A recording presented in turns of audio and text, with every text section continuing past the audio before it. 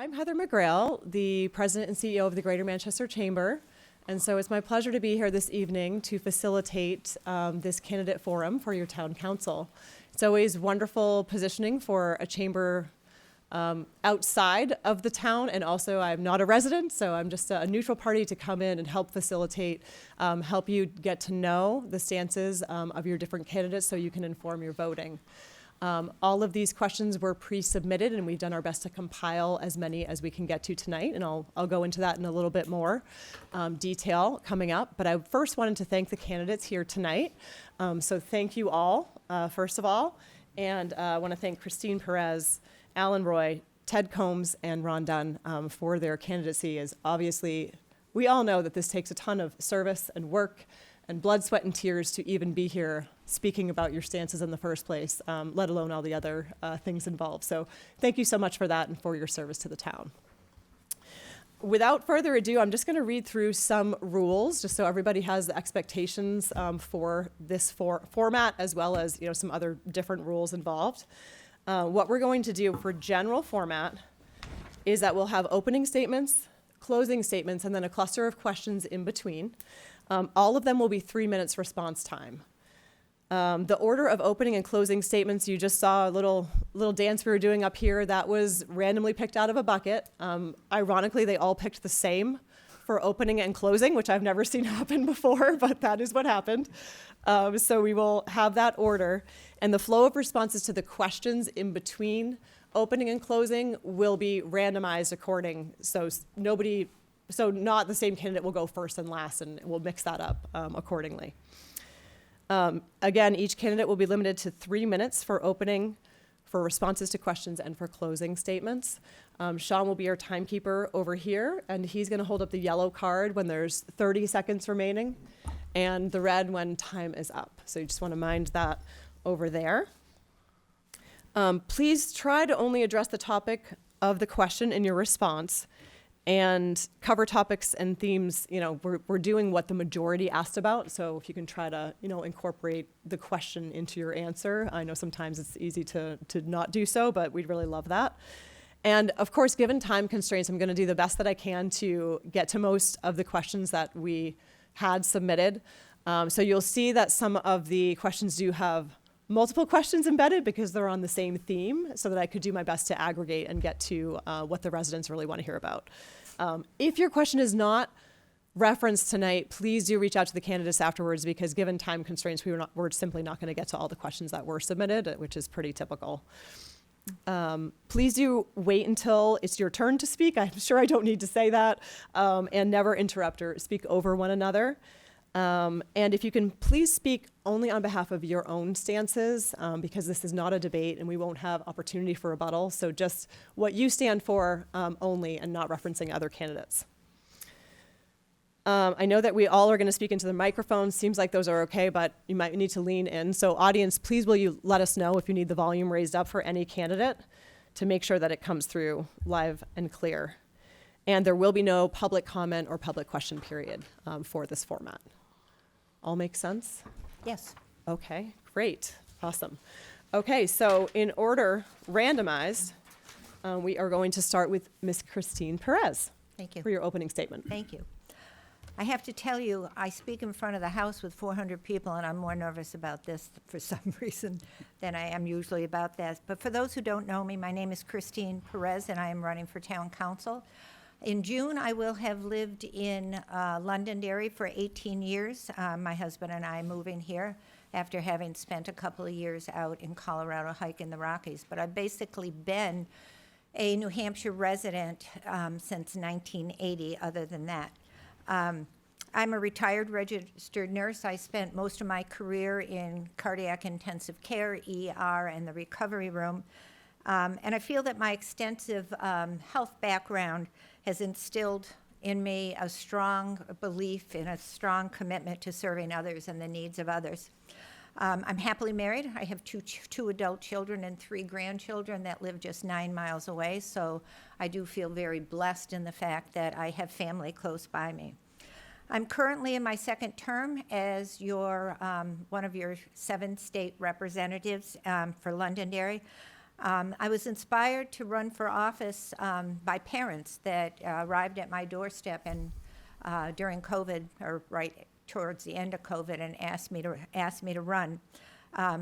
And I'm grateful for the fact that they pushed me to take this opportunity. I went on to serve those and children and broader opportunities for the community. This year, I put in 6 bills that were directly asked for by Londonderry residents. I kind of got beat up on one today, but I chose to run for town council. I have been attending many town council meetings, many school board meetings.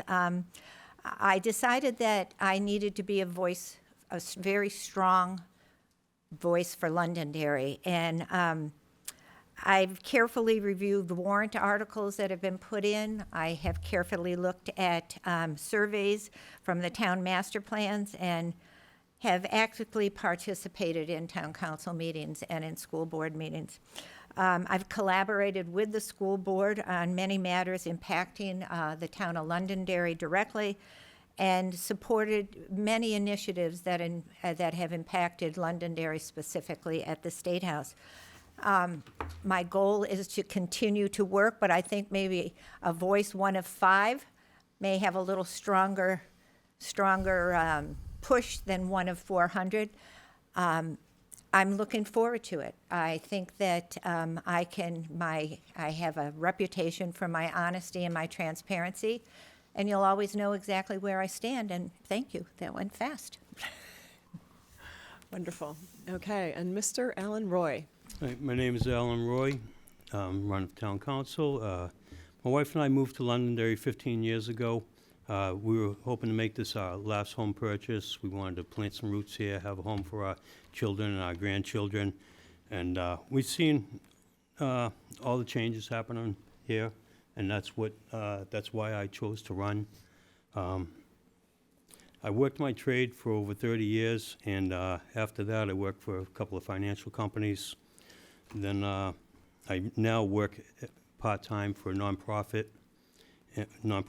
organization which helps disabled people. I'm a little nervous up here.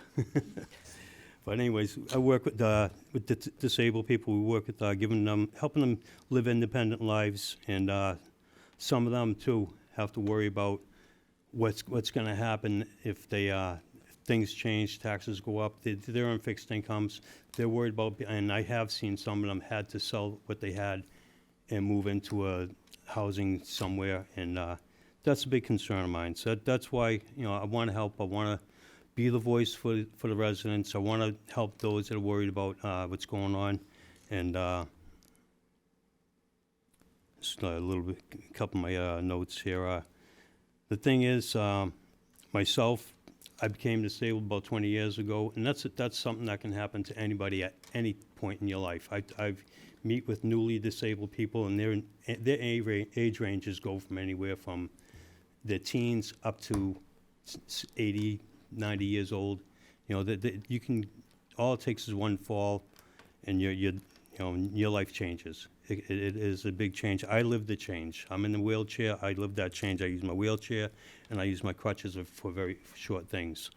But my previous jobs, I've been a voice for people. I've been working with people, trying to get them secure in their life, and I work with again with disabled people and other people just trying to get activities. I schedule activities. I get people active. Try to get them try to stay healthy. Use what you got to stay healthy, but I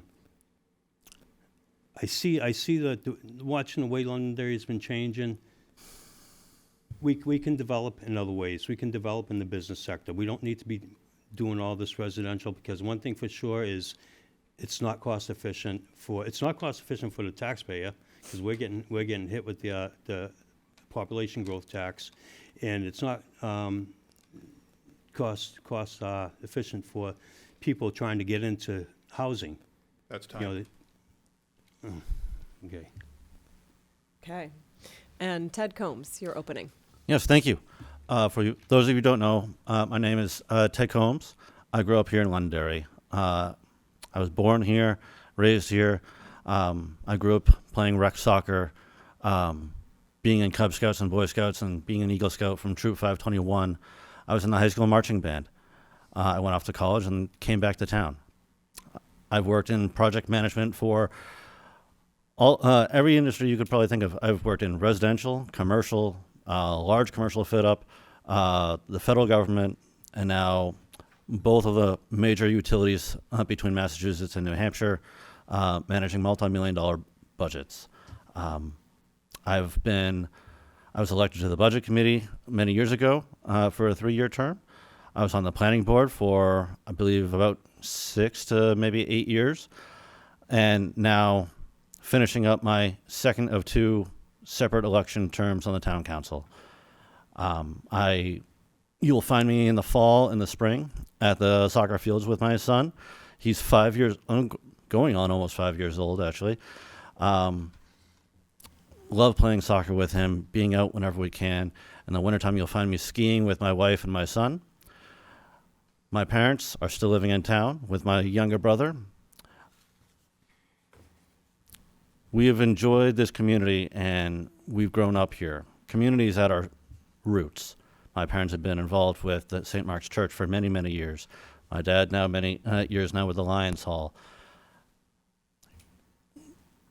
We value this community deeply, and it's interesting to see how it's changed, how we've seen the growth, we've seen the ups and downs in population, and it's very, great to see, the community change over time, but, there's certain ways that obviously maybe some people may not like always change. But when it all comes to it at the end, is all about community and finding ways to bring people together, whether it be out at sporting events with your friends and family, whether it be coming into the different meetings around town, the different volunteer organizations. It's all about how can we become a better town moving forward. And that's what I got. Great. Mr. Ron Dunn. All right, well, thank you for doing this. This is great. Sure. My name is Ron Dunn. I'm currently your town council chair, and I'm also one of your state reps. I am married to Kara, and we have 2 dogs and 11 chickens, and I work full-time. And the only reason I can do that is because I have my wife at home that supports this. Without the support system that I have with her, I couldn't do any of this. So thank you, Kara, for allowing me to do what I love to do, to serve the citizens here of Londonderry. I'm currently up for re-election for another 3-year term. It has been my honor to serve you all for the last 3 years. I ask for your vote on March 10th to serve another 3 years for you. There's still a lot to do. One of the biggest things that I actually got to see as chair of the town council is I actually got to see the water line extension on High Range Road actually go in the ground. And for me, that was a major accomplishment. Me and my wife spent 9 years fighting a company that polluted our town and fighting to get our own water system in. And at every turn, it was a battle.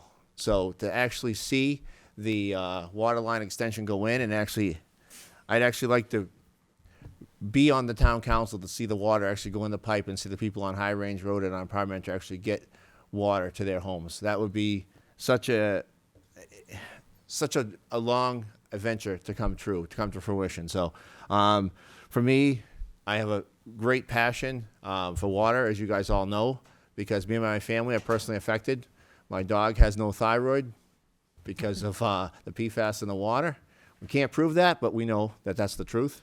And I believe everybody deserves clean water, and I'd like to see that come to more people in Londonderry, and I'd like to be a part of that. So once again, it has been my honor to serve you for the last 3 years, and I ask for your vote on March 10th. Okay.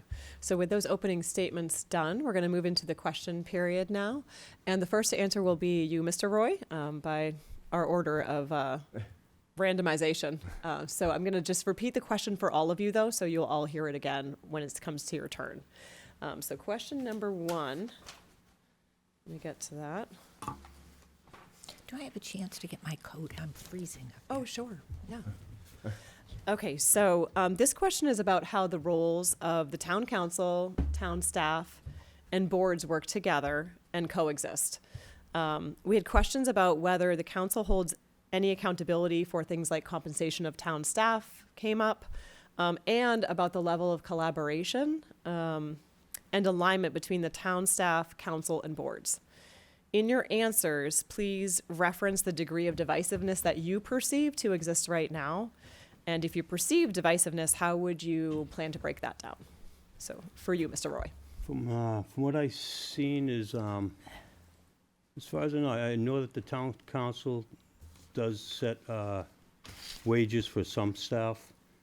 As far as I know, I'm not sure exactly, but I'd have to get into, learn a little bit more about it. And I know that the warrant, there's the warrant articles where we vote on wages, we vote on some stuff there, and then the final say goes down to the town manager on what that wage is, I believe. And that's the way it works as far as I know so far, so, yeah. And as far as the divisiveness, do you perceive divisiveness to exist right now between town council and the boards and the town staff? And if so, to what level, and how would you break that down? I don't see any divisiveness right now, yeah. Okay, great. Okay. So next we have Ted. Same question, I'll repeat it just so that Thank it's, fair to everyone. This question is about how the roles of the town council, town staff, and boards work and coexist together. We had questions about whether the council holds any accountability for things such as compensation of town staff and the level of collaboration and alignment between the town staff, council, and boards. In your answer, please also reference the degree of divisiveness you perceive to exist now, and if you perceive it to exist, how you would break it down. Thank you. So that's a bit of a deep question. It There's is. a lot going on there. It is. So I would see that as for salaries, I would like to see that obviously the town manager does set salaries for positions, but there needs to be, I believe, more openness and communication when it comes to salaries. Frankly, that's where it needs to go. We're discussing all sorts of different parts of the budget. There needs to be openness about where those salaries are going and what's happening. When it comes down to divisiveness, I don't see a major divisiveness between the different boards and with the town staff. I would like to see that we're all working in the same direction to make the town a better place to live and grow, and that's where we're at. I don't think that there's a major divisiveness. If there is one, I think it's a made-up divisiveness that people are talking about. Okay. Thank you. Yep. Okay, Ron Dunn, to you, and I'll repeat the question. The question is about how the roles of the town council, town staff, and boards work and coexist together. Questions about whether the council holds any accountability for things like compensation of town staff and the level of collaboration and alignment between the town staff, council, and boards. In your answer, please also reference the degree of divisiveness that you perceive to exist, and if so, how you would break down that divisiveness. All right, I'll answer the last part first. As far as divisiveness, I don't think there's divisiveness on the council. I think you see passion. I think you see people with their opinions. And I think you see people very, eager to present what they know and what they want to have happen. And then we kind of collaborate, and on the major things, you'll notice that we all come together. The town council has one employee, the town manager. The town manager is responsible for setting the salaries. The one thing that I would like to see is better communication. I don't want to steal from you, Ted, but Ted said it. I don't want to find out on Facebook that someone got a promotion or that there was a salary increase or that. I'd like to know that up ahead of time. And I think just some communication prior to that would be much appreciated. And I think just as far as collaboration among the boards, I think that the school board and the town council started back in late June, early July with a really wonderful collaboration to get a district office put next door. And I think that collaboration has really proved very, very effective, and I think it's going to be something we can look to in the future. Okay, and Ms. Perez, I'm going to repeat it for you again. Thank Okay. you. So this question is about how the roles of the town council, town staff, and boards work and coexist together. We had questions about whether the council holds any accountability for compensation of town staff and the level of collaboration and alignment between the town staff, council, and boards. In your answer, please reference the degree of divisiveness that you perceive to exist now, and if so, how you would break that down. Thank you. I think each person or each department or has their own role, and those roles are pretty well defined. The roles of the staff are defined in their department. The roles of the manager is defined pretty specifically by RSAs as well as by some of our town charter. The roles of the different councils as far as the town council, the planning boards and that, they all have their own role. I personally, in what I've seen in being in the town hall and coming to town council meetings, I see that they work pretty well together. I see the town running as a fine-oiled machine as long as everyone maintains respect for each other's position and what their roles are, and what their roles, what is within their realm, and it respects what is in their realm as defined. As far as compensations, I think we need to know in depth what a person's job requirements are before we can, and if those job requirements change, if additional things are added on or taken away, before we can decide whether a raise for them is warranted or not warranted. I understand that the council was concerned about not hearing about raises. They've made that clear. I'm sure that won't happen again. I trust that that won't happen again. As far as divisiveness, I don't think there's any divisiveness within the different boards that are in the town. As I have worked very hard also with the school board, and I think they've done a wonderful job in coming together. I don't see the divisiveness. What I see basically is a very strong want in one way and a very strong want in another way. And that's one of the reasons why I decided to come on the council, because I think we need to meld that together and make it more appropriate, that the decisions that are made are appropriate for the town and the people. And I have no personal agenda at all other than to serve the town. And I want people to know that that's why I'm here, and to be a voice for them. Okay. All right, so moving on to question number 2. Ted Combs, you're going to be first on this one. This question is regarding development. There were a number of residents voicing concerns over the rate of development especially, and so we want to cover that. The question is, Londonderry continues to face pressure and opportunities around growth and development. How should the town balance housing needs, economic development, and business growth while preserving community character? In your response, residents have asked to hear your stance on impact fees and zoning changes specifically. Thank you. So I'll start off with, we are a state where if you own land and you want to build on it what you want to with what you are zoned for, the town cannot say, no, you cannot build that. So if you own a property that's zoned as AR1 and you want to put a house on there or multiple homes or apartments, you are by law allowed to put that development on that land. And the town is not able to say, no, you cannot build.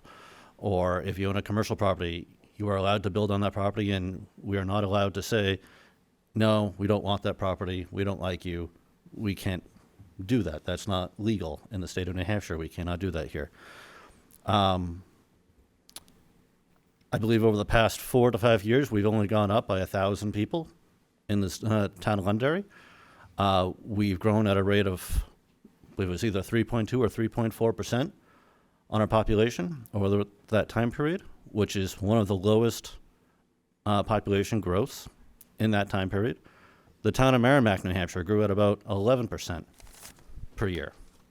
So, our population growth has been pretty steady and much slower than most of the surrounding towns. When it comes down to what type of development, sure, I would love to see more commercial and industrial to come to town. That has a nice way of taking the tax burden off of the residential taxpayers. We've had a lot of growth up at Pettingill Road, and as well as some of the other commercial industrial parcels in town. And it's been a real big help for the taxpayers here in Londonderry. We used to be over $20 per thousand here in town.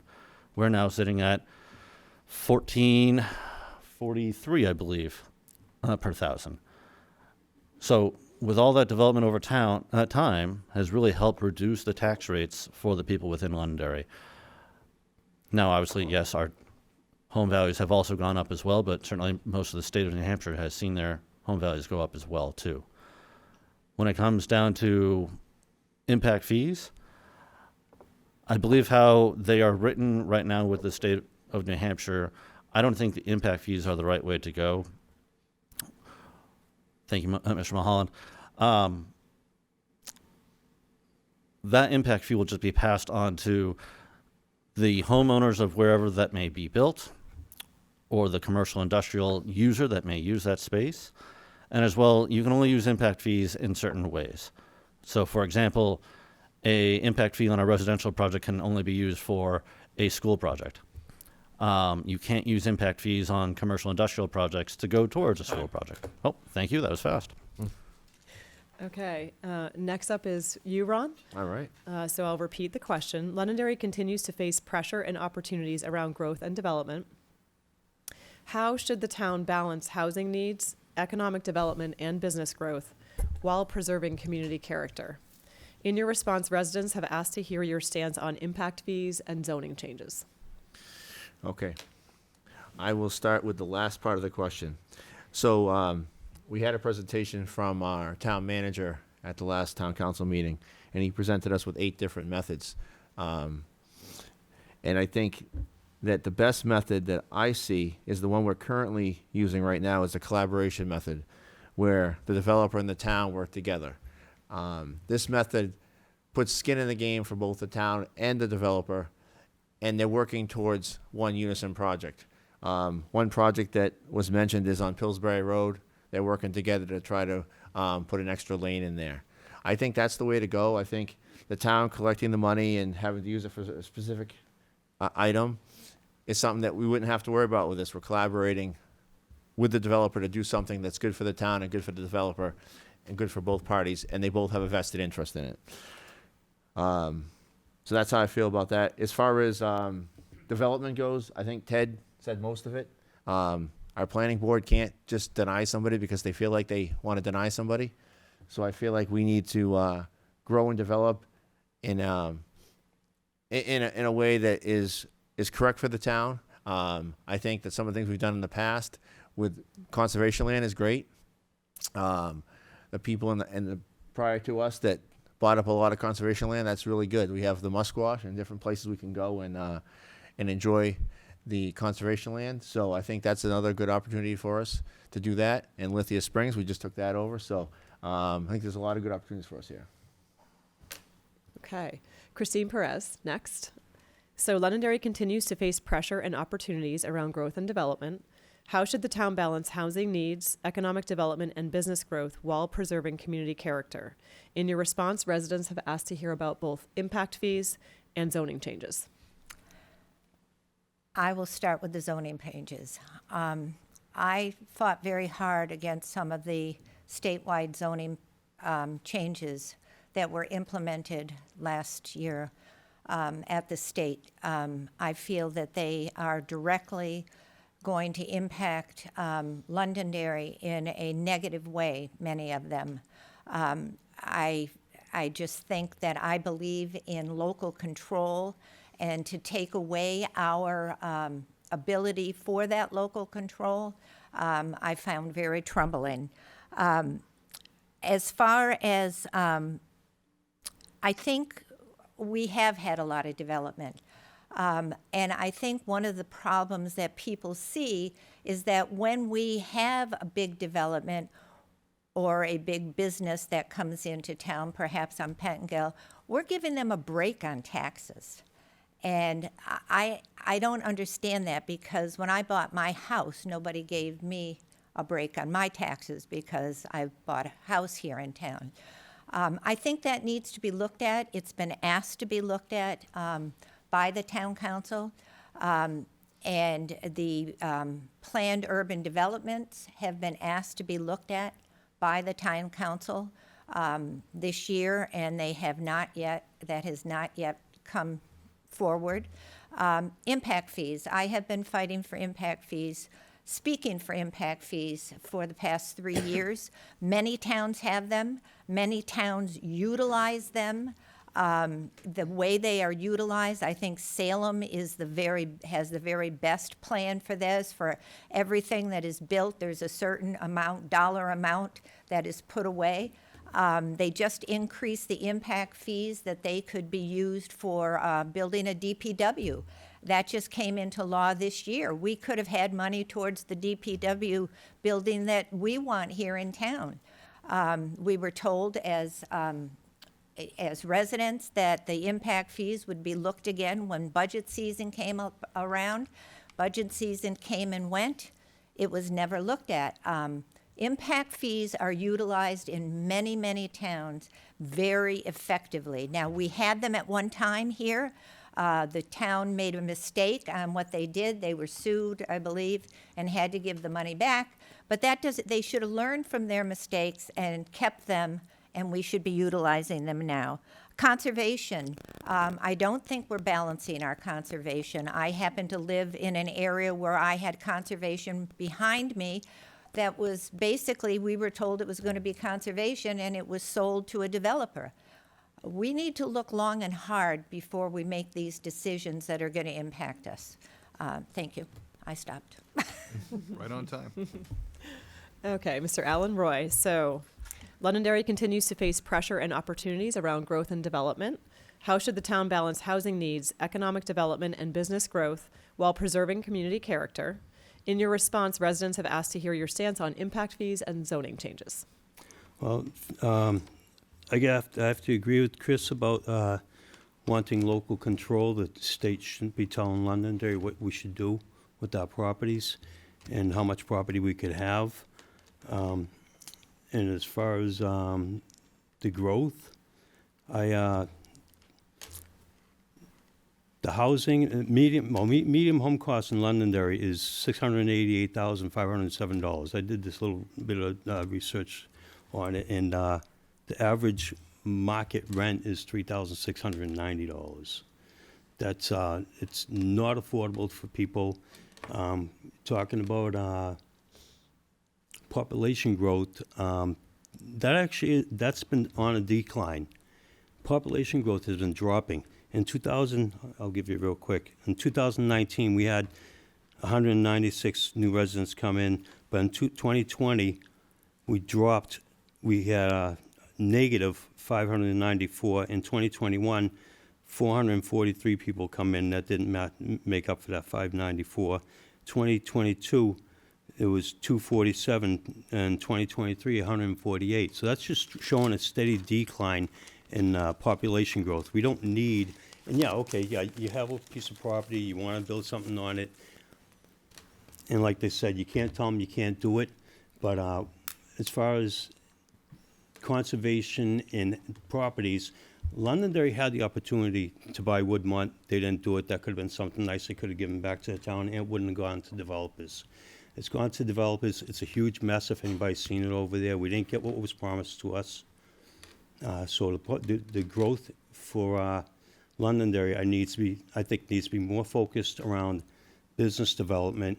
We have the property up by the airport. We have other areas where we can get more business development in, and not focus so much on these unaffordable housing units, whether it's apartment buildings. For a quick example, that Oak and Pine on Michael's Way, the studio apartment goes for $2,000 a month. And like I said, the average cost is for an apartment $3,700 a month, just rounded up. But that's not affordable. We're not producing any affordable housing for people. We need some more recreation for the town. We don't have much. Yeah, we have the couple of fields. We have the rail trail, a couple of things like that. Londonderry doesn't have a downtown. We don't have anywhere we can go together. You know, you want to go get a coffee, jump in your car and drive down 102, and there's some coffee shops here. That's not a place you can walk. So as far as development, as far as building the town up, I want to see something more back to a small town. Londonderry, years ago, back in the 90s, there was nothing in Londonderry. Okay. So Ron Dunn, you're going to be first on the next question. This one is about priorities as well as public engagement in those priorities. So the question is, what are the top 2 to 3 issues, town services, or overall challenges you'd focus on most immediately as you step onto the town council? And how would you communicate with and engage residents for input on these concerns to create meaningful public participation? Excellent question. So I think the first thing I would say is the water line extensions would be very important to me to maintain over the next 3 years and continue to see those go through. And I think the best example of what we just saw was the town hall that we just had, where we had 125 residents show up, a lot of new faces, and that was really good public engagement. Afterwards, people stayed around, they asked a lot of questions, and I felt like it was very informative. People walked out of there with a lot of information. So I feel like continuing the water line extensions is one priority. The other priority, I think, is getting a DPW facility. We have millions of dollars of equipment that we have sitting outside. If you ever go up to see the DPW facility and you see how our equipment is stored, you would understand why it's a priority. We spend a lot of money as a town to invest in, trucks and plows and different, all different new equipment that we use for the roads, and it sits outside. I was telling Dave, our DPW director, I was telling him about, I went and took a tour of Pennachuck, and the Pennachuck facility is beautiful. If we could do something like that here, that's economical and affordable, obviously, for the taxpayer, but all their equipment is stored inside, everything is washed, you have a maintenance bay. That would be something that I think would be good. It would allow our equipment to stay around longer. So I think, to wrap up, I think our biggest 2 priorities would be clean water to our residents in Londonderry and the DPW facility. Okay, and great. The second piece of the question, sure. how would you engage the public in providing input and meaningful participation Sure. in those? Sorry. So I think the Watertown Hall was a great example of how to engage with the public as far as that goes. And I think we could do something similar with the DPW facility. Maybe we could come to one location, ask questions, and I think that's the best way. Is just publicize a town hall, get people out to ask their questions. Okay, thank you. Okay, Christine Perez, you're up next. So again, what are the top 2 to 3 issues, town services, or overall challenges you'd focus on most immediately as you step onto the town council? And how would you communicate with and engage residents for input on these concerns to create meaningful public participation? Got it. Traffic is one of my top priorities here. I think one of the first things that I'd like to see, there's a growing concern over traffic, and I do happen to know that there is a new town traffic management group that has already been put into place, and they've already identified 47 top intersections with problems as far as safety and or congestion, or both. And they intend to continue to collect data through multiple means, perhaps the use of our drones that our police department has during prime time when you might have traffic there, and also those things that they put out to see people going by. Perhaps we could have those that are done in real time. Once they can get that type of information, they'll be able to work harder on seeing how they can control or have more input on traffic and how we can address it. I know there are 3 big traffic areas, that have traffic congestions being caused by Woodmont. I don't think we should be paying for that. I think the developers should be putting in the most. If they're bringing in the traffic by their large development, they should be contributing to solving those traffic problems. So that would be one of my top priorities. The way that I would look into doing that type of thing, I would like to see us have a different way to do our town council meetings. I'd like to see people don't come out at night, especially in the wintertime, and it's hard for families to engage in this. I don't understand why we can't have some type of and I don't mean Zoom, but I'm going to use that type of thing, some type of Zoom type ability so that people could send in questions to the town council and have them answered in real time while they're perhaps watching at home. I mean, that's certainly a doable thing. And then it's not just the same people coming and talking all the time, and then after the fact, people have questions that they can never get answered.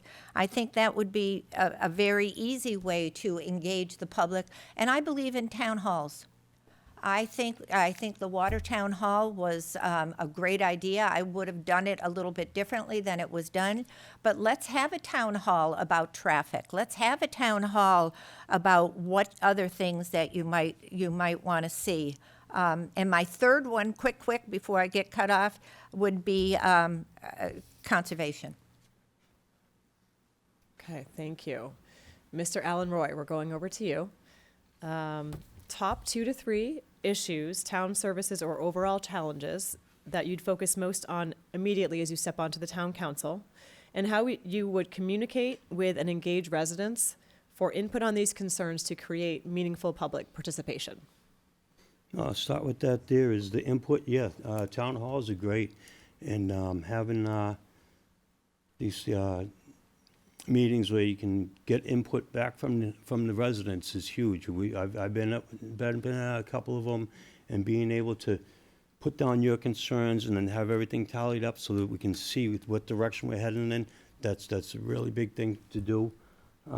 As far as what I'd focus on is when you talk population growth and when you talk business and residential, one thing that a lot of people don't look at is housing developments, these apartment complexes.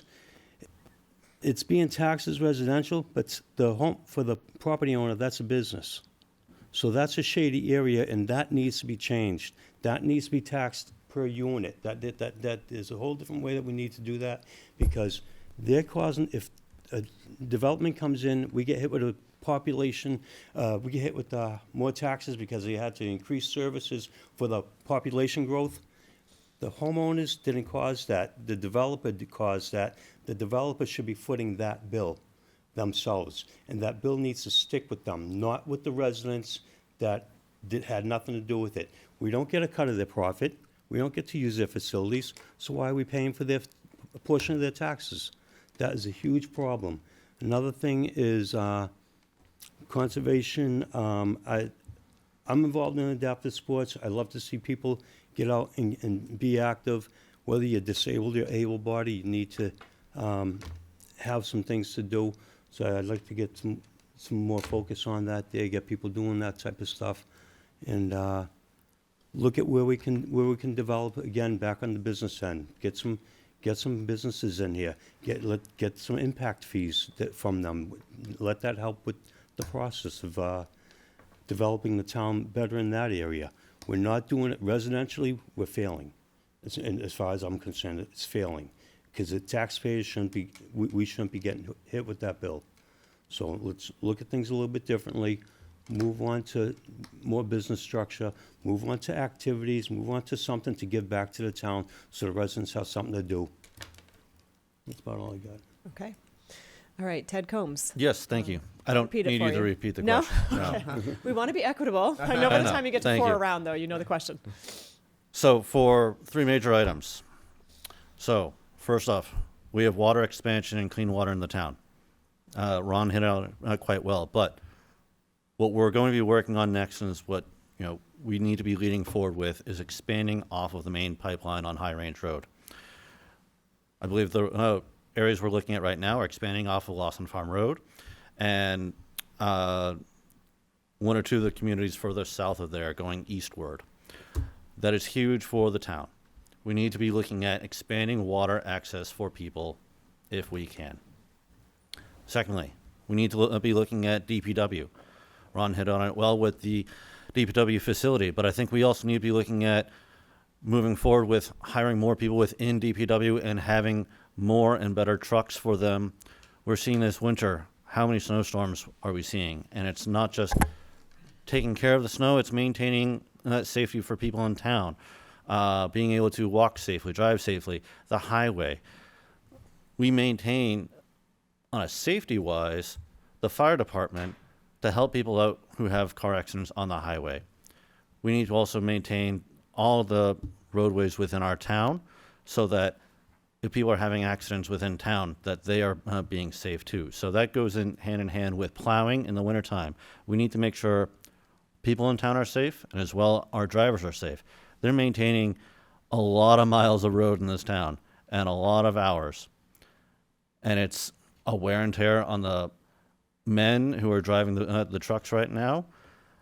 And it's, not always a lot of those hours that gets wearing on them. And then you're also seeing many times on Facebook people complaining about plowing. Well, a main way of solving that is hire more people and have more trucks so that your roads can get plowed faster.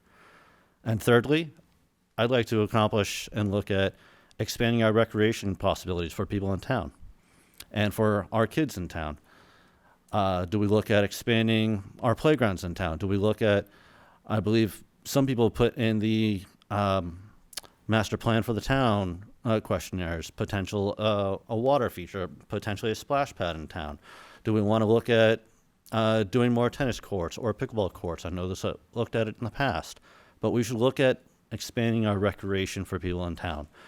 I know a lot of people I hear on town websites that we pay all these taxes. Why can't we have more for recreation for people and our kids in town to play with and expand with? I think that is one area we really need to focus on. Okay. And to hit on, we need to have more forums. The water forum was great. And I think having a forum upon what do people want to have for recreation, I think that would be huge to see before we just put it to the ballot. Okay, moving to our next question on taxes and budget. Christine Perez, you will be first in order. The question is, please describe what principles guide your decisions on town spending and taxes, and which areas of the budget you think deserve more scrutiny or transparency, if any. What actions do you believe the town council can realistically take to control property taxes while still maintaining essential services? The budget.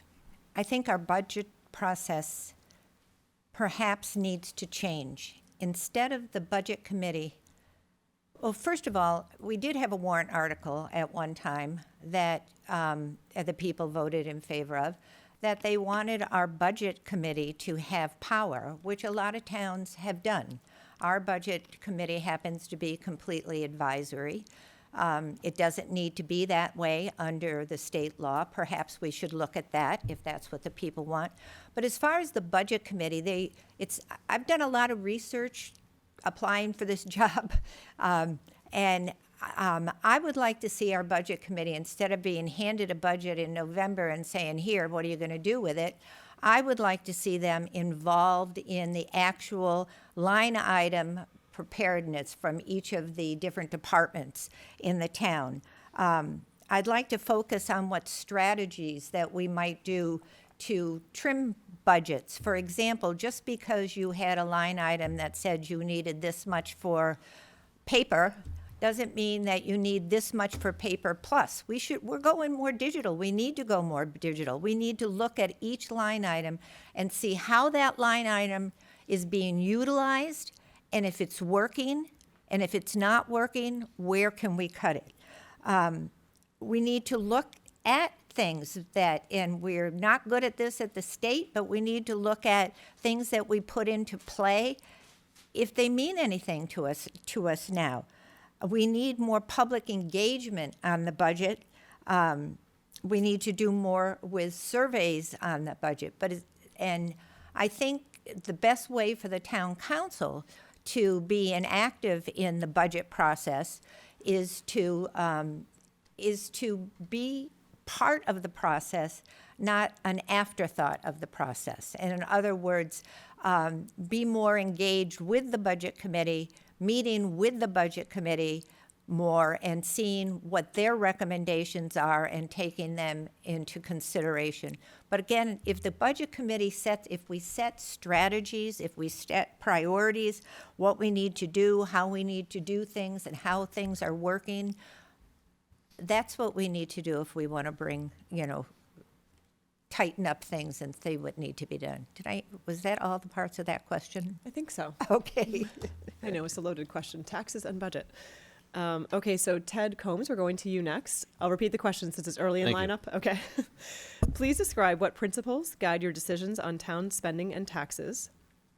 Which areas of the budget do you think deserve more scrutiny or transparency, if any? And what actions do you believe the town council can realistically take to control property taxes while still maintaining essential services? Oh, I didn't answer that part. Okay.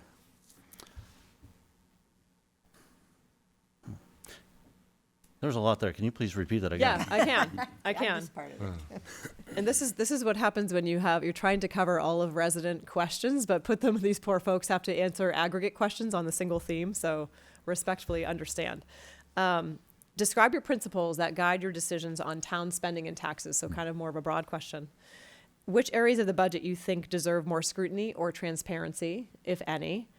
And what actions do you believe the town council can realistically take to control property taxes while still maintaining essential services? Okay, thank you. Yeah.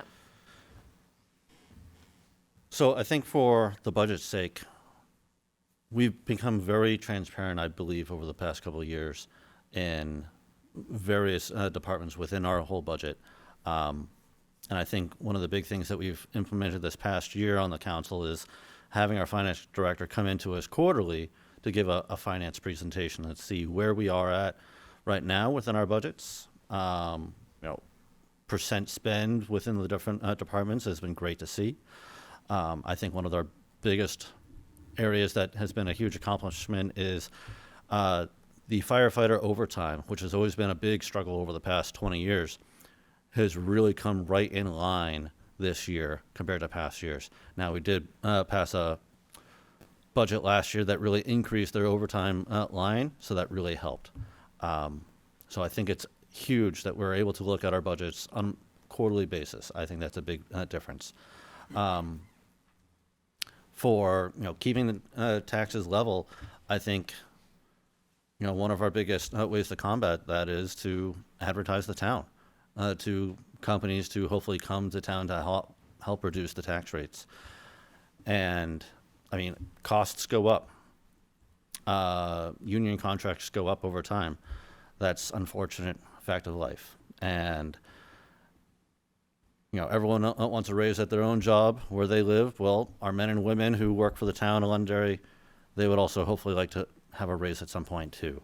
And they do wonderful work for our town, from our fire department, our police department, our DPW, and within town hall staff. And they should be treated as well too.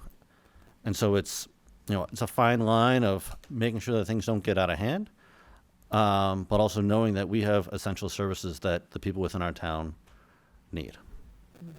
Okay, thank you. Okay, Mr. Alan Roy, I'll repeat the question. Yeah. Please describe what principles guide your decisions on town spending and taxes, and which areas of the budget you think deserve more scrutiny or transparency, if any. What actions do you believe the town council can realistically take to control property taxes while still maintaining essential services? Okay. I like the idea of them coming in quarterly to review the budget, and that's great. When you got a budget, that's something you need to stick to. And as far as scrutiny, the United States spends more on schools than any other country, and we're not, technically we're not, but basically we're not getting our money's worth. We spend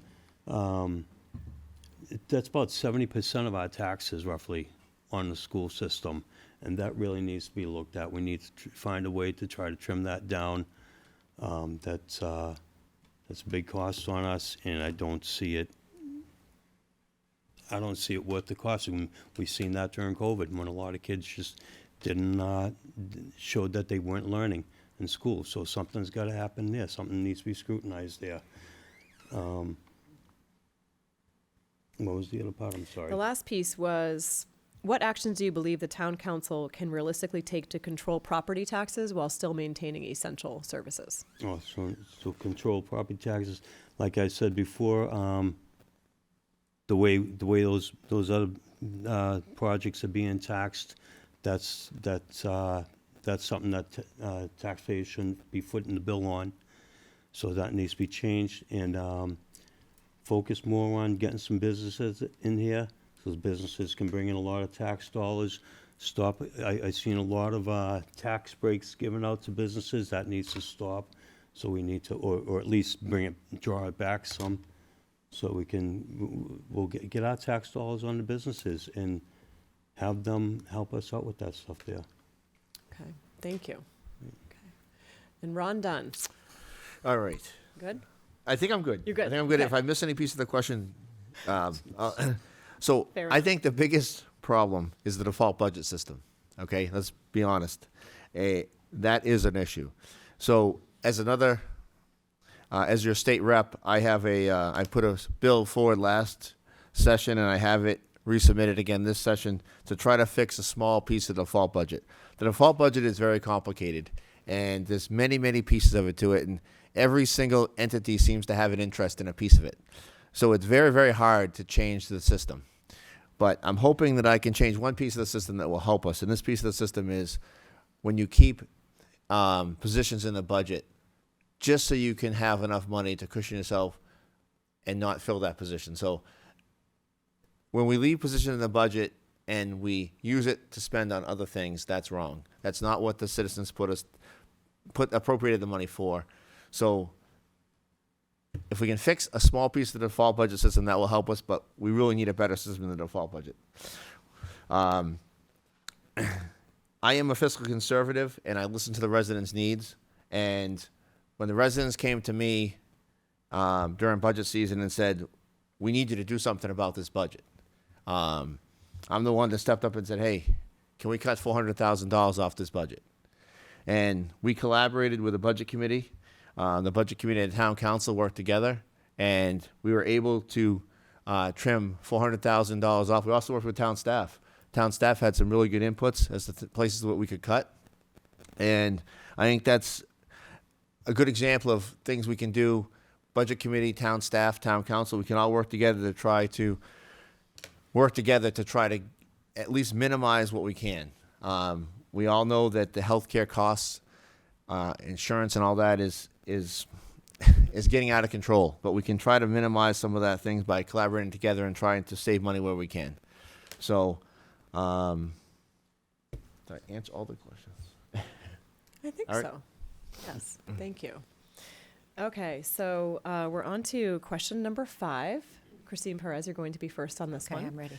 And this one is helping to paint a picture of your experience for residents so they can understand what has prepared you for this role. So question is, what past experiences have prepared you for this role? Please share examples of complex decision-making, listening to public input, and working with people of different viewpoints to reach a successful outcome. Residents asked for an example of a time you changed your mind due to public input or handled criticism or disagreement. I am also physically conservative. I pay very attention to detail. I was a nurse. I had to pay attention to detail. I have been involved in the town for many years with input, with listening, with hearing. That's experience. My experience also has to do with having been a state representative. I have learned that you have to take little pieces of the pie at a time. You can't go and get the whole piece of the pie. A big example of where I have changed my mind is, well, let me back up. I also work very well with both sides of the aisle at the State House, and I have been and continue to. Just recently, I worked hard because of the issue of caps on the towns and the schools. We have the ability in the law to put caps on towns, municipalities, and our schools. We don't need the state telling us that we have to do it. We have the ability. Last year, a year ago, March, I put a tax cap warrant article on the school. And it was turned into a study, which was a wonderful idea. And the study that they put together have used speaking at the State House, and how one size does not fit all, and how it would not work for the town of Londonderry. It would not work for the town of Londonderry. I changed my mind completely on that. I reversed from once that study came out, and I have been working diligently, and I have a meeting again tomorrow morning, trying to stop a statewide tax cap being put on. We've got them to take it away from the town and just put it on the school, because one size does not fit all. And fortunately, the school was able to come out and explain to me, which I am using, exactly how that would devastate our particular school.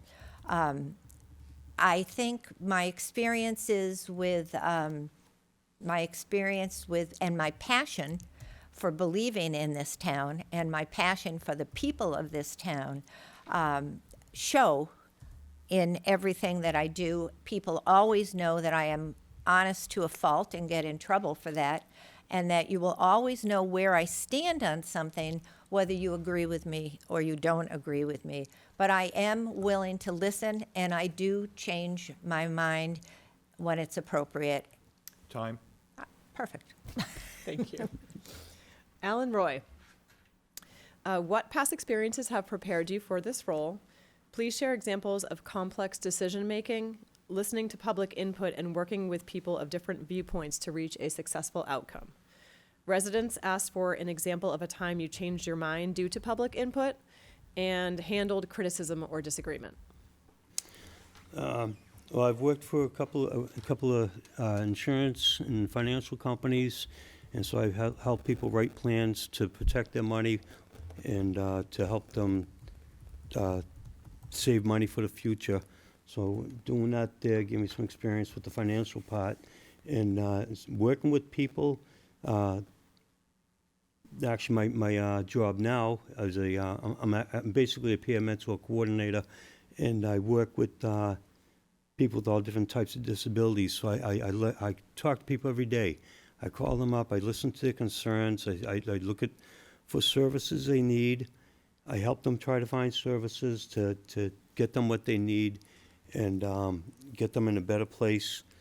So trying to and help them have that independence that they're looking for. So I'm open-minded to a lot of different people. I work with people from all different viewpoints. So I don't look at anything from one side or the other. I want to talk. I talk to people just as they are and who they are and and I listen to them. I listen to what they have to say. I don't have any bias in anything. It's an open platform, and I would just want to help them out so that they can have a better life. Talking to people, like I said, that were worried about their future and worried about not being able to get by. That's a big concern of mine, and I helped with some stuff like that when I was in the financial sector, but then moving on, helping people with just find a better place. But changing my mind. Again, I didn't have a bias towards anybody that I was talking to, but I was listening to them, and I was being their voice, and that's what I still do. I'm their voice. I help people get what they want and not, what they need, let's say. You get your wants and your needs. People need things. I help people get what they need. And I guess that's about it. But I'll be a voice for the people. I'll always be listening to them, listening to their concerns, and looking at what we can do and how we can best serve them. That's what I want to do, and that's why I'm here. Okay, thank you. Ted Combs, you're up. Would you like me to repeat the question? Wonderful, thank you. Okay. What past experiences have prepared you for this role? Please share examples of complex decision-making, listening to public input, and working with people of different viewpoints to reach a successful outcome. Residents asked for an example of a time you changed your mind due to public input or handled criticism or disagreement. Thank you. So in my daily life, I'm a project manager for National Grid, working on large-scale utility projects, managing diverse team of people from engineers, environmental people, different stakeholders across the way. And so I'm managing meetings. I'm doing a lot of the listening and how can we move this project forward? I have a lot of experts that I work with. I listen to my experts. I listen to the people who know how to get the work done and get it done right. So I'm more of a frame of mind of I want to listen first, find out all my facts, and then, we'll get to a conclusion and we'll make a decision. It's also managing multi-million-dollar budgets that are, very complex within themselves, and got to make sure that you're budgeting across the way the whole time throughout the course of each different project. So, as I've said, I do a lot of listening. So I'd love to hear more from people, from the public. I think I get maybe one call, maybe an email once in a while. I know some of the other councilors, they hear from more people than others. So it'd be wonderful to hear from more people. For complex decision making, I have a lot of that on a daily basis when it comes to my utility projects. We got to be able to make serious decisions when it comes down to it. So there's that. And then you had another piece. If you have an example of a time you changed your mind due to public input or dealt with a disagreement. Yeah. That is a good question. I'm not sure I've encountered that just yet.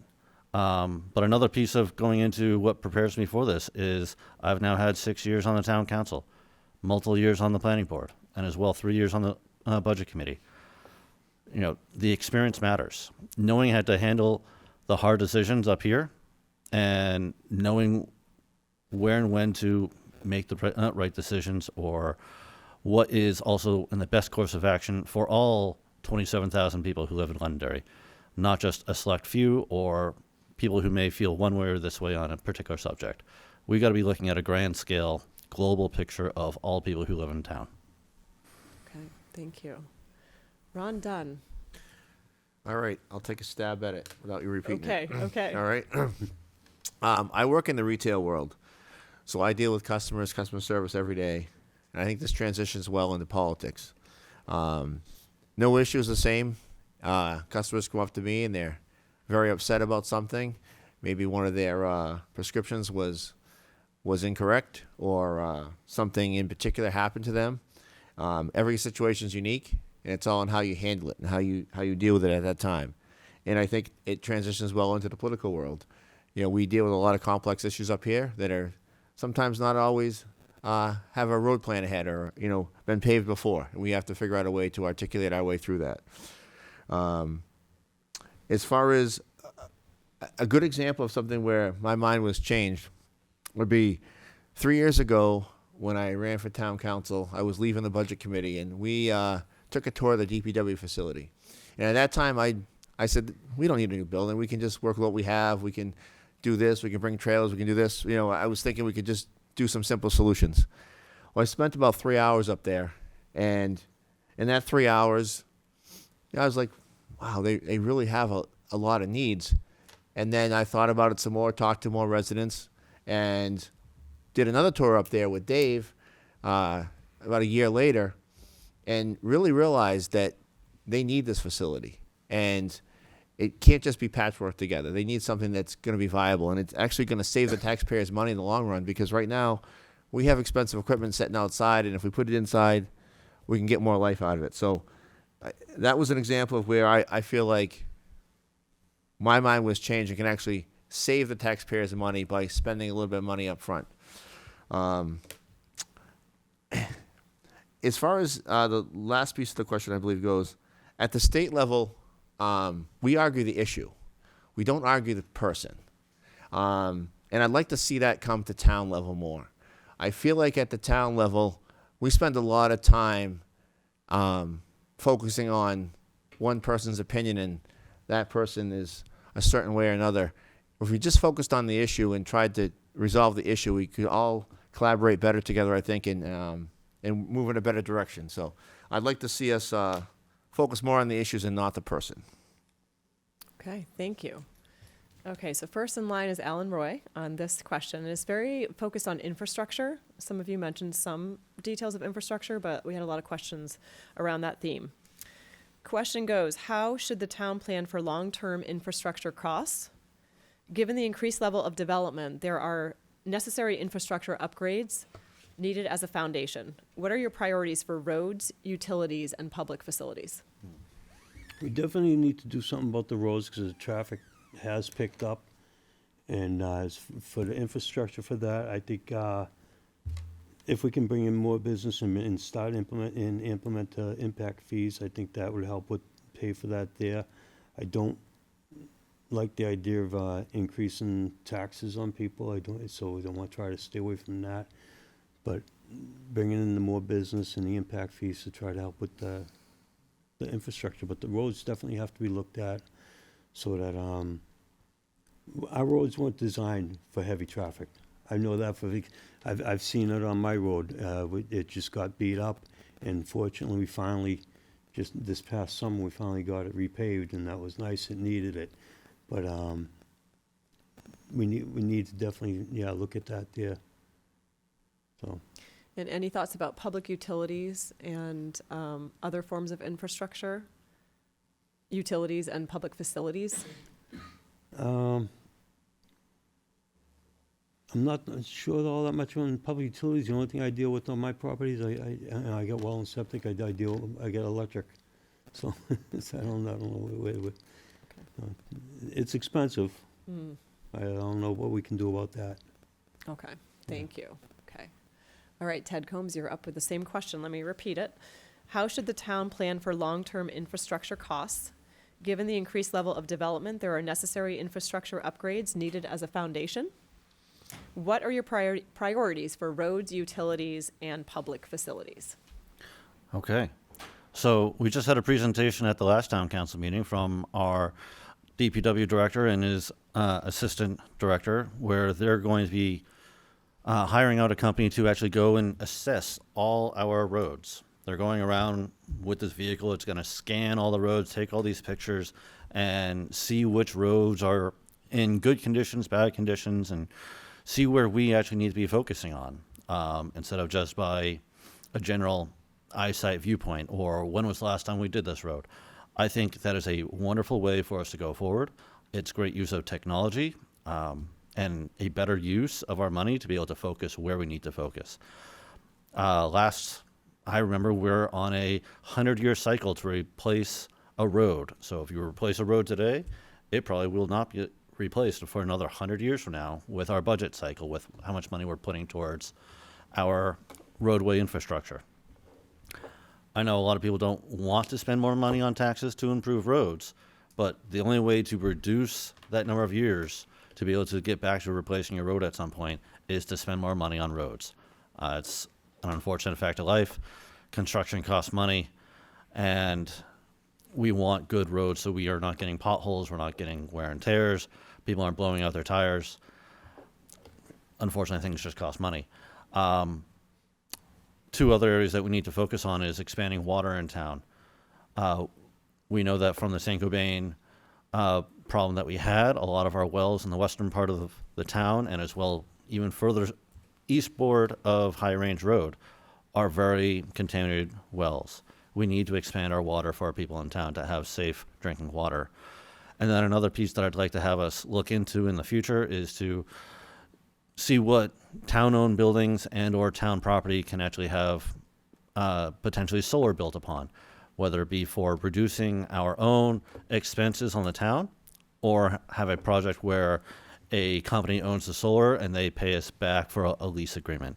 I think that would be a wonderful way for us to move forward, helping the town out, helping the environment, and also reducing our tax burden on the town's payers. Thank you. Ron Dunn, would you like me to repeat the question? Please. Great. How should the town plan for long-term infrastructure costs? Given the increased level of development, there are necessary infrastructure upgrades needed as a foundation. What are your priorities for roads, utilities, and public facilities? Okay. So the best example I can give you as far as working on a plan is between the town council, the town manager, and the utilities committee. We finally have a phased water line extension plan for the town.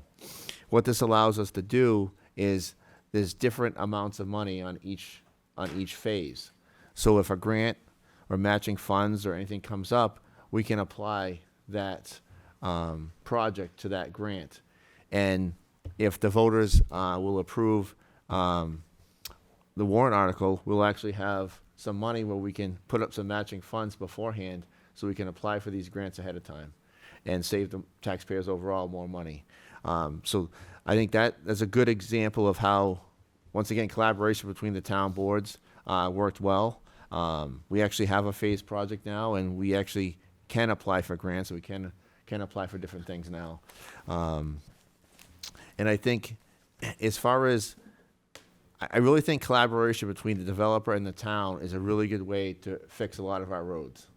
I know I mentioned it earlier, the Pillsbury road issue, but I think if we do that more in town, when a developer wants to go in, if they agree to fix a portion of the road or put up a traffic signal or do different traffic improvements, I think that the collaboration is better than getting a fee for them up front. I'd rather have them have some skin in the game, say, hey, we want this lane to be put in so people can turn into our business. Whatever it is, if they have skin in the game and they care about it, then that is so they're gonna care about it, they're gonna want to do it. Make sure it happens. And I also think taking small bites off of the project each time is very helpful. So we don't have to go for a large bond. So some of our water projects are like $2 million. So we're taking small bites to fix our water problem, but not burdening our property taxpayers with $250 million all at once. So. Okay, thank you. Okay, Christine Perez, shall I repeat? I think I got it. You do? I Okay. do. Thank you. Sure. Infrastructure, upgrade, utilities. The three primary things that impact fees could help. Had we not gotten rid of our impact fees 11, 12 years ago, we would have had hundreds of thousands of dollars to put towards these things. But we can't go back, but we can move forward, okay? As far as water is concerned, 4 years ago, when the town manager at that time met with the state reps about the water coming down High Range Road, Phase 1, I asked, what was Phase 2? What was Phase 3? I waited for 3 years to find that out, 4 years. Finally, with our new town manager, we now have 12 different phases to assist those on the east side of High Range roads, those that are not right in the consent areas. It's a lot of money. It's $45 million, a lot. So once we get water to these people and we get it to their front of their property, it's gonna cost them to get that water to their homes. And $10,000 will be available from the state to help them with that. And then perhaps the idea is that we can offer loans to help them get it the rest of the way, so they choose. I'm thrilled to see that we finally are moving forward on some of our water. I believe that we do not put enough burden on the developers. I believe that Infrastructure, as far as roads are concerned, we should be paying minimally if their development is what is causing the increased traffic or the increased damage to a particular road. That should not fall on the residents and the taxpayers in this town. Traffic studies are helpful, and they're going to continue to help. Public utilities. I know we're going to be getting an offer to have lower rates for our electricity, but there's still extremely, extremely high rates that we have. But it's mostly the getting it to us, not what we're paying for the electricity. I think that when we do traffic studies, between 102 and South Road on Gilcrest Road, 180 units in 1 mile are being put in. The traffic is horrendous there now, and they haven't even been developed. A traffic study was done at 2 o'clock in the morning, maybe? I have no idea. We should not be letting developers do the traffic studies. We should do the traffic studies, and they should pay for it. I'm done. Okay. Okay, so moving on to our next question. And let's see, Ted Combs, you're first. So the question is, how do you prepare for votes on issues you're not familiar with? Who do you ask for information and resources, and what is your general process? Thank you. So I prepare by having conversations with our town manager, our department staff, our police chief, fire chief, DPW chief, planning department when need be. And I'll find out the answers when need be. And if there's a topic that I'm not familiar with, I will go and ask them questions beforehand. I'll take in the input that they're presenting at that situation as well, and I'll go through it. We sometimes have the ability to view everything within our agenda ahead of time that I'm able to then analyze and go ahead and have some questions. But you got to be able to know when to ask the right questions, but also know when to not just waste people's time and actually understand an issue. You're not just up here to talk and waste people's time, but to have the right answers and move along with our day. We're here to get the job done and be a good steward for the people. Awesome. Thank you. Ron Dunn, same question. How do you prepare for votes on issues you're not familiar with? Who do you ask for information and resources, and what is your general process? You can ask my wife. My process is quite lengthy. I spend a lot of time on the weekend doing research when she's like, can we do this? And then, so I take it very much at heart. The people put me in this position to be educated and to learn everything I possibly can. So I research, I go online, I read, I talk to staff, I talk to residents, I talk to the town manager. Anybody that's a subject matter expert in that area, I will ask their opinion, ask what they think. I'll always try to get the good and the bad. I try to also get two sides to the issue, so I can hear both sides and effectively be able to articulate which side I feel like I'm on. But when I don't know something, I definitely go out of my way to spend a lot of time researching it. Great, thank you. Christine Perez, same question. How do you prepare for votes on issues you're not familiar with?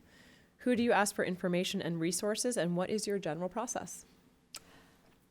Research. I obviously did a lot of research for this job interview that I'm calling it for today. I will never speak on anything without having done the research and having knowledge behind, credible knowledge behind what I'm going to be speaking on. I learned that the hard way at the State House. I believe that if you are unprepared for something, you shouldn't be there. You shouldn't be voting on, you shouldn't be speaking on, or anything unless you are prepared to do that. So that is my process, to find out exactly what the issue is, to find out from many sources what are processes that can be done to deal with the issue, what are best practices resolving that issue, and therefore I will listen to people who have differences of opinion than mine, but I will create my opinion based on all of that research and my vote, if that was a vote, how you would vote. Thank you. Alan Roy, would you like me to repeat the question? Sure. Okay. How do you prepare for votes on issues that you're not familiar with? Who do you ask for information and resources? And what is your general process? Well, to prepare for a vote I'm not familiar with is to just look at what it affects, what it is that would be voting on, and then speak to as many people that it affects and where it's coming from, and just do the research on it, and yeah, look at all the different views, like I do on a regular basis. I look at who's affected, what the pros and cons are. Speak to not just speaking to the people. I talk to people, and they tell me their concerns, whether it's about town or you know, in the job that I do, what they have.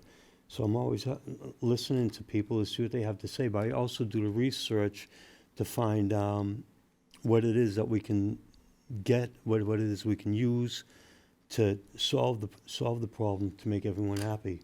So I've open ears and open mind to everybody, and what they have to say, and what their concerns are, and then just try to keep everyone happy, keep it fiscally responsible, and just be a good steward for the people. Thank you. Okay, we have time for probably two more questions before your closing statements, just to give you a barometer. But I want to make sure we get this one in because it's a bit more about visioning and kind of looking forward, and I think that helps residents to really get to know how you think. So we'll do this one first, and if we have time for an additional, we'll swing back. And so let me see who's first. We have Ron Dunn, you'll be first. So this question is, in terms of your own vision, where do you see the town in 5 to 10 years? And how can the council help improve overall quality of life for residents?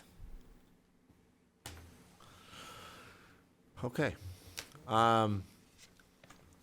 In 5 to 10 years, I would hope to have some people on clean drinking water with our new extension. It's probably a 20-year project, but in 5 to 10 years, I'd like to at least have a good amount of residents hooked up.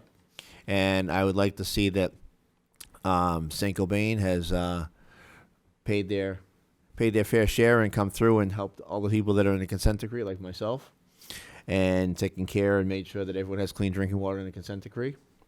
I'd also like to make sure that a lot of our traffic issues have been addressed. I think some of our new traffic management systems that we're going to be voting on in March will be effective, be able to tell us where traffic is an issue, what time of day it's an issue, and then we can direct our police department to, go to those areas and those times of day. I'd like to think that we still have a community feel, that we still have conservation land, that we're still the community that we are today, that we still care about one another, and that we are all trying to work in the right direction to make Londonderry the best place that it is now and continue to be the best place in the future. Great, thank you. Christine Perez, you're next.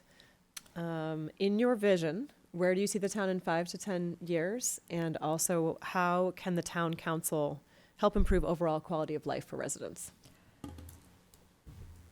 My vision in 5 to 10 years is that we have more community involvement, that we have community involvement in all the decision making. I agree that we need water for everyone. We are so far behind. We have known about this forever.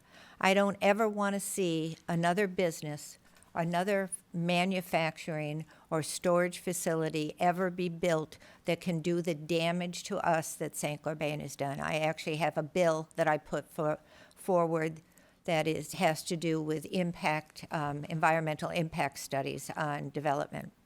I would like to see, I don't think we'll ever get our traffic issues resolved because the more people, the more traffic. Maybe we'll be doing flyby cars or whatever in 10 years. But I would like to see that where we need traffic lights, where we need roundabouts, and I'm sorry, John, my husband hates roundabouts, that we're able to put those in.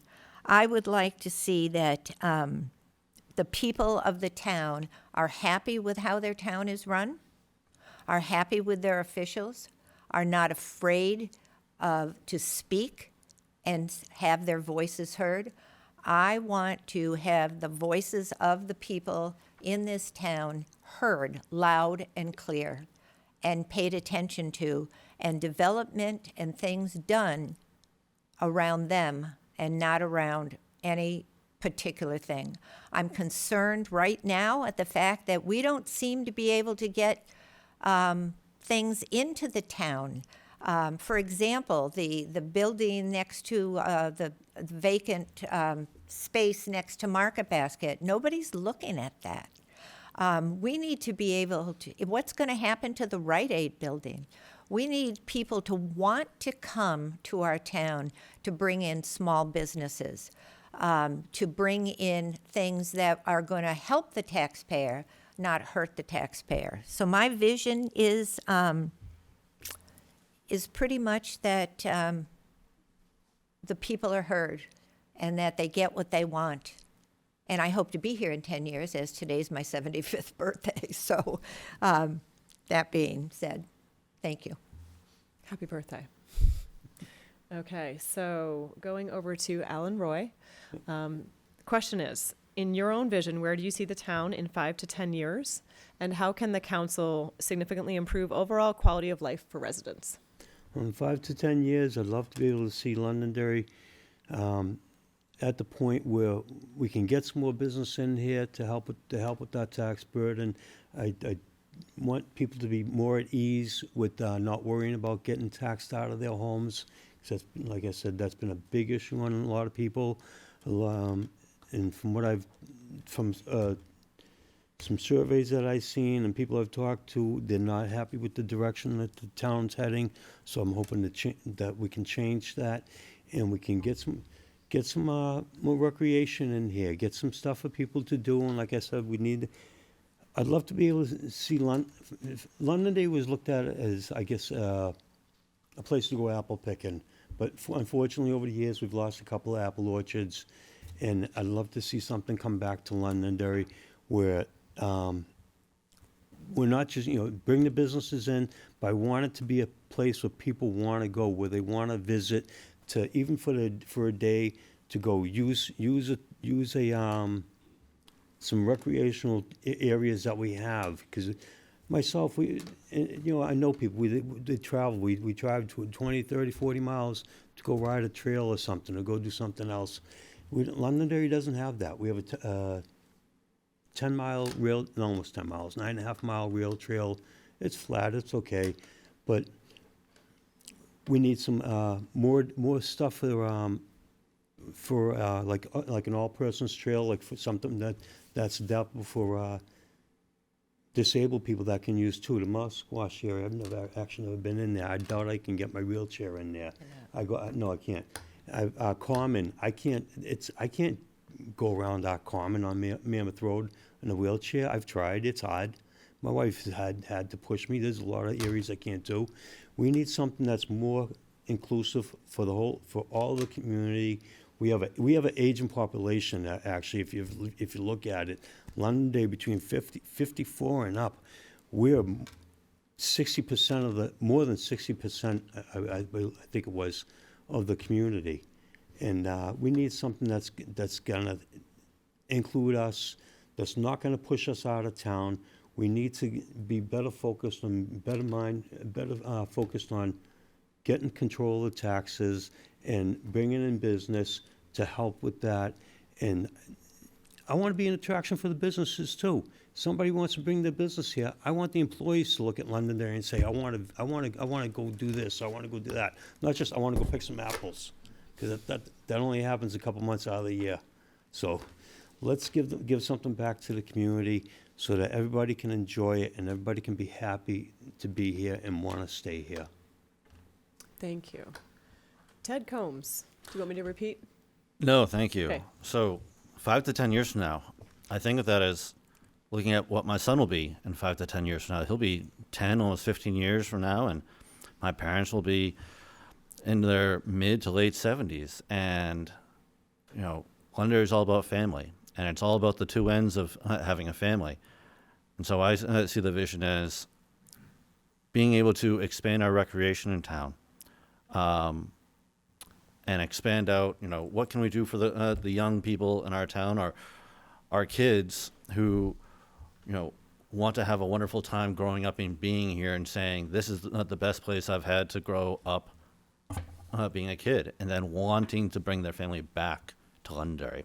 And then at the other end, along with Mr. Roy's comments, yes, we are an aging community. We need to also expand out our fire department and our DPW staff to be able to take care of our elderly people within town.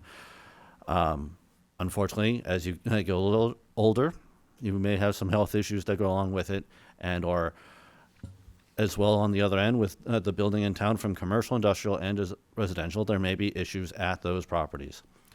Our fire department will probably need to grow in size and staffing to be able to handle all the different needs that our community has.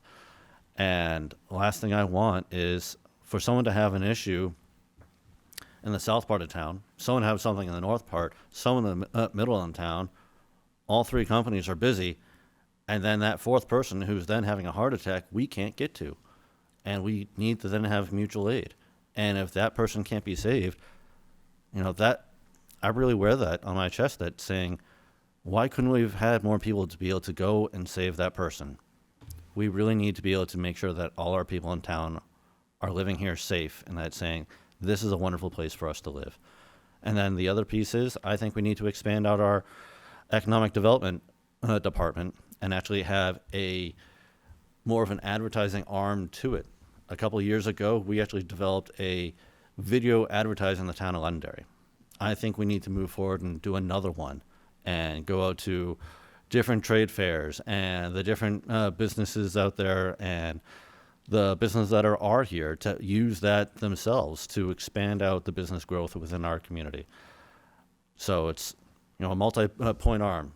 Expand out what's good for our young children in our town, expand what's good for our aging community, and as well, expand out our business capabilities to increase the tax revenue for the town going forward. Thank you. Okay, we have time for one more, last question. So Christine Perez, you're first.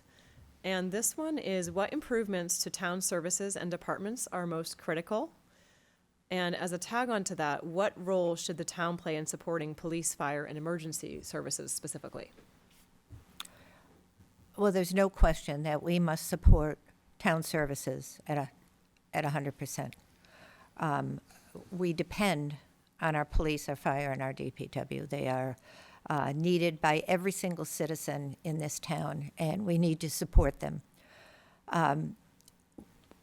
We need to make sure that we are in compliance with state laws. We have a lot of issues in our town where we are not in compliance with state laws, and we haven't been for a long time.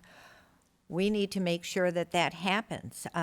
I would like to see, we have an emergency management plan that's in our codes from 2002 and hasn't been updated.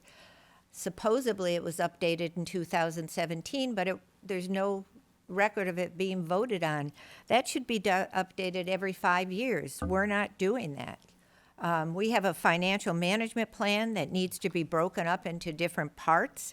There's a lot of different intricate things that we need to do within the town management itself. And I think the town council needs to be part of that whole process. We need to depend on our town manager to bring it forward, but we need to be part of it and find out which ways that we can do those things that can be most cost effective and can be streamlined so that we're not repeating things and doing the same, this arm doing the one thing and this arm doing the same thing. We need to bring them together.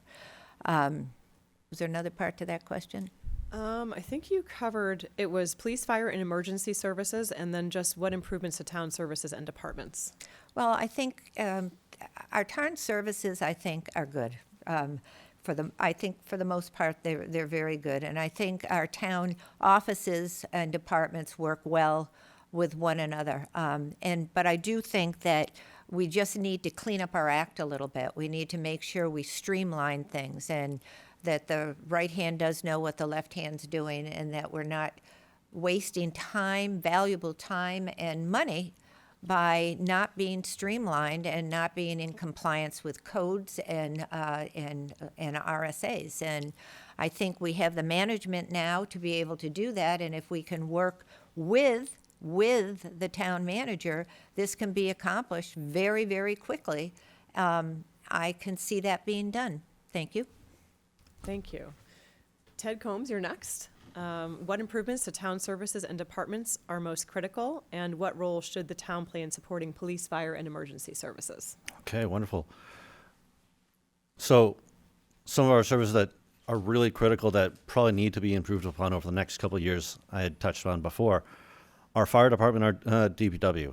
We most likely need to increase our fire department and DPW men and women who work in those departments. As I had said, we have many people within our community. We have a little over 27,000 people who live in town. A lot of people are aging in place. We also have the younger community who are here, but also an expanding community in different parts of town. So we certainly need to expand out our fire department to be able to handle all the different scenarios that may arise. Our DPW, we need to hire more people and get more vehicles to be able to handle winter events that we've been experiencing this year. Our police department is one of the top police departments in the country. They were just awarded one of the highest rankings this year that I believe goes out to the top 1% of police forces. Obviously, they can always use more people to be able to get out into the road and make sure our roadways are safe. People are being safe on the roads. And then you had another piece. I forget what it was. So just improvements to town services and departments that are most critical. Yes, I think really it's. Covered it. I think I've covered it. Those Yeah, are the thank ones. you. Yeah. Okay, great. Thank you. Thank you. Okay, let's see. We have Alan Roy next. Would you like me to repeat the question? Sure. Okay. What improvements to town services and departments are most critical? And what role should the town play in supporting police, fire, and emergency services specifically? Well, our police is, yes, our police department is great. They're exceptional. They do a great job. Fire department, yeah, I have to agree with Ted on that we need to expand that to cover all of Londonderry. As far as DPW, I've never gotten an opportunity to tour that facility, so I don't know what it needs there. So that's something that I would have to look at. What was the other part, and what needs improvement? Beyond the emergency services and police and fire, if there's any improvements to other town services or departments that you Other town see. services, I think it runs pretty well. Our town hall, going into our town hall and speaking with our town clerk, whatever, it works all right. I think Londonderry's working pretty good. There was just those other concerns I've mentioned earlier that I've heard from people talking to them, and other than that, it's a good town. We love it here. We've been happy here for the past 15 years. Just, you need some tweaks here and there and to make things a little better. But that's about it, yeah. Okay, thank you. Ron Dunn. I'll try Need to the hit it question? I'll try to hit it without. We'll see here. So to hit on Ted's piece here, we do have one of the best police departments in the entire country. They got the CALEA accreditation, and the town council supported that. Supported them going down to Florida and doing what they needed to do down there to present Londonderry in a very positive light. And I think it's something that we should really be proud of. We have an excellent police department. As far as fire, we have an excellent fire department. And I think we have a phased plan with them through the town manager over the next, I think it's 8 years, to bring on one firefighter a year. I think that will answer a lot of questions that we have as far as what Ted was bringing up, as far as being able to help everybody to have our own ambulance staffed at all times and not have the ambulance crew out when there's a fire and we don't have the crew to jump on there. So I think that's a good plan that won't impact the taxpayer all at once. It'll do it over a period of time. And as far as our DPW, like I said it 3 times now, we need a facility up there. It's going to save the taxpayers money in the long run. We really need to protect our equipment, and we need to protect our people. Right now, some of the things that go on in the winter, it's not safe, and we need to give our people a safe place that we depend on them to keep our roads open and safe for our fire and our police. We need to give them a safe place to work. And we need to give them a place that when the trucks break down, they can safely work on them and they can keep them washed and keep them clean. And then I think the town council over the last 3 years has done a good job of working with the department heads and the town managers that we've had to right-size the budgets. I think a lot of the lines now are accurate. And I think Ted mentioned it, that a lot of the overtime budgets now are coming back in line. So we've fixed a lot of the issues that we had, and I think that goes to good planning. I think I hit it all. Okay, great, Yeah. great. Oh, good, I get to go first again. You do. I still was sitting here just thinking about the probability, if we had someone really good at statistics, that they all drew the same exact number for opening and closing statements out of the bucket. Is pretty rare. But yes, Christine Perez, so you'll be first, and really obviously focusing on why residents should vote for you in this closing statement. I'm excited about the town. I have the luxury of being retired. I've been retired for 14 years. My husband gave me one job when I retired, and that was to save money. And I'm good at it.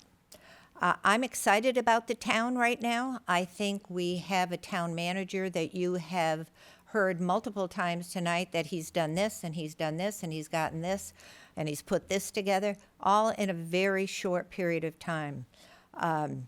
And I think working with him and not against him is a priority in this town.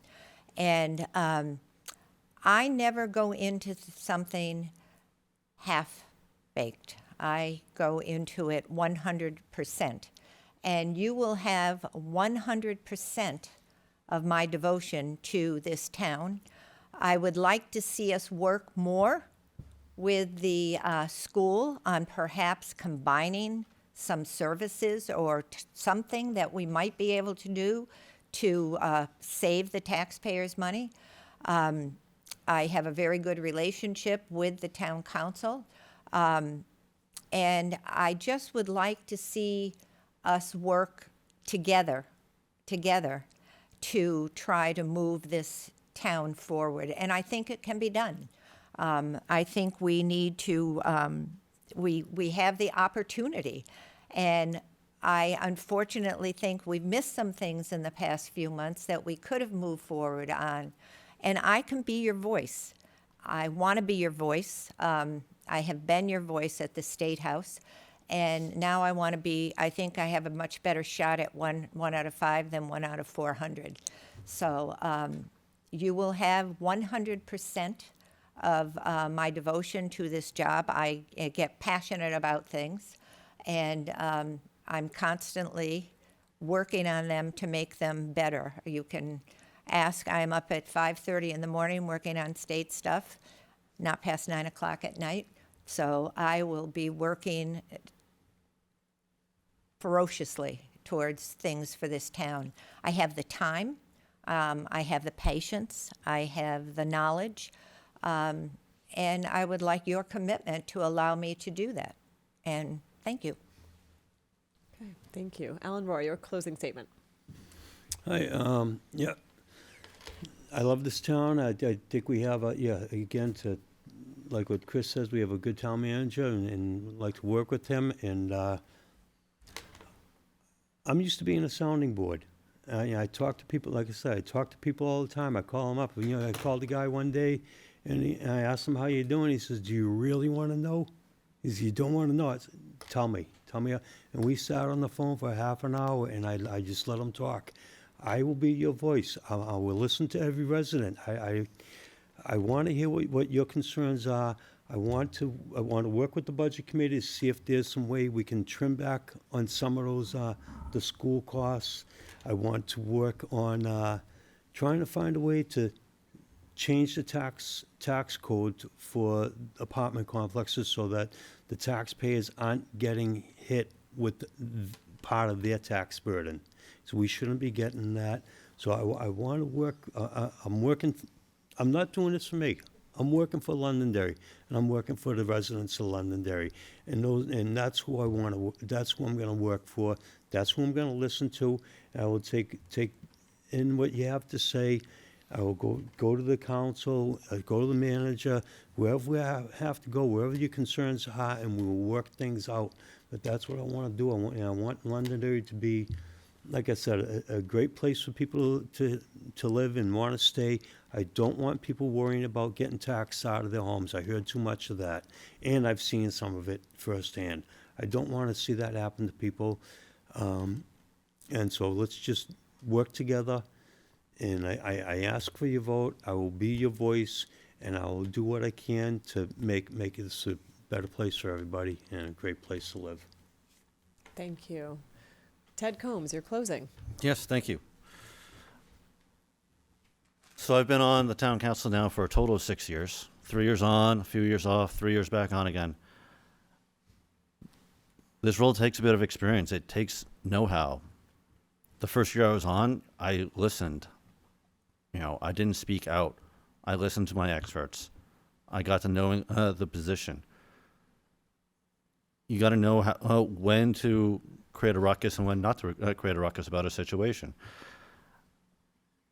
I believe all about calm, steady decision making, listening to everyone in the room, listening to the different aspects of what may be happening, looking at a global picture, looking at how these decision makings that we're looking at will affect all 27,000 people in town and not just a select few.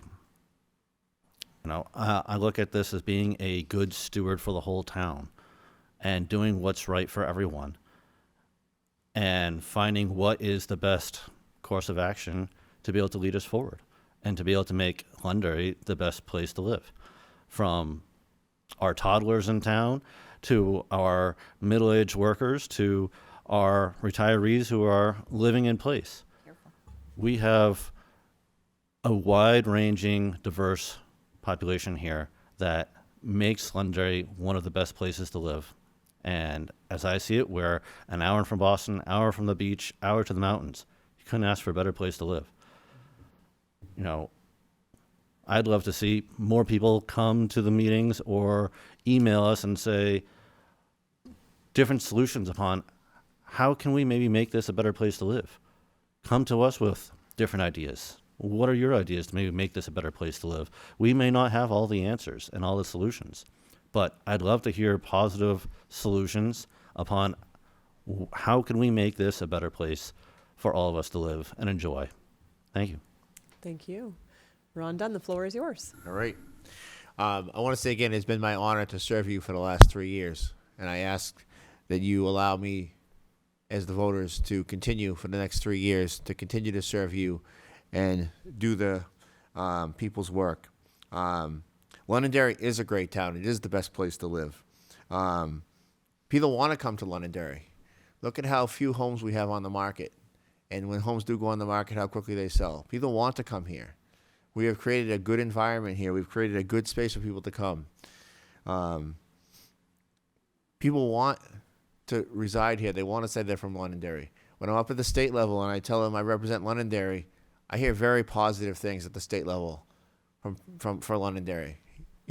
Our reputation is very, very high out there. And I think a lot of times we don't see that. As far as things I'd like to continue to do, if it is your will to have me serve for another 3 years, I'd like to see the water line extensions continue on High Range Road. I'd like to make sure that the people on the east side of High Range Road gets clean water. I'd like to see that St. Cobain pays their fair share and we get all the people in the consent decree, including myself, on clean water. I'd like to see us develop a plan that's economical to get us a new DPW facility. I know I said that a couple times tonight, but that's one thing I'd like to see happen in the next 3 years. I'd like to see us get a phase plan together so we can get our equipment protected. And like I said, if it would be my honor to serve you guys again if you'd so desire. So I ask you for your vote on March 10th. Thank you.